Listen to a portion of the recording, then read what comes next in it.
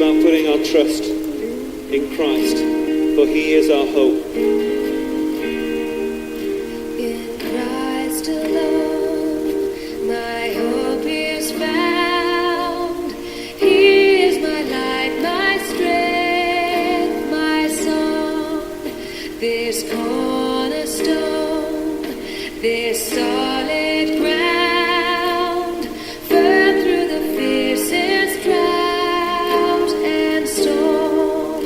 What heights of love, what depths of peace, when fears are stilled, when striving cease. My comforter, my all in all. Bonjour à tous, que la paix soit avec vous. Suite à un nombre incalculable d'émissions concernant les thèmes des évangiles apocryphes sur la chaîne télé RMC Découverte, dont celui concernant le pseudo-évangile de Barnabé, j'ai décidé d'y répondre à travers cette vidéo. À chaque programme, c'est la même chose. Ils font des émissions d'environ 1h30, décortiquant les livres apocryphes tour à tour pour faire planer un doute dans la tête des gens et décrédibiliser ainsi les 4 évangiles canoniques qui rapportent la vie de Jésus par rapport à ceux qui sont apocryphes et qui ont été rejetés depuis toujours dans l'Église. L'un des derniers reportages de RMC Découverte portait sur l'évangile apocryphe attribué à Barnabé. Écoutons la voix off dans le reportage.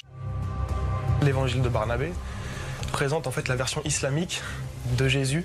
Il y a énormément de points de contact, c'est-à-dire qu'on a le reniement de la crucifixion de Jésus, un Jésus qui est musulman à l'intérieur. Jésus annonce qu'il n'est ni Dieu ni fils de Dieu. On nous présente un texte qui prouverait l'annonce du prophète Mohammed.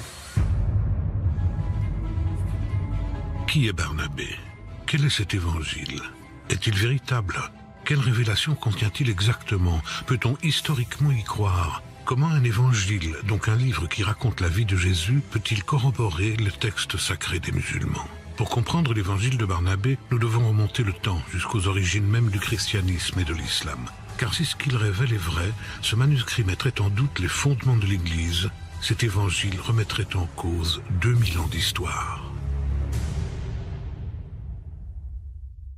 Plus d'1h30 d'émission a jeté le discrédit sur la Bible, pour finalement apprendre en fin d'émission ce qu'on savait déjà, à savoir que ce pseudo-évangile de Barnabé est un faux. Et au cours des siècles, ce manuscrit appelé Évangile de Barnabé pourrait correspondre à un outil de propagande islamique.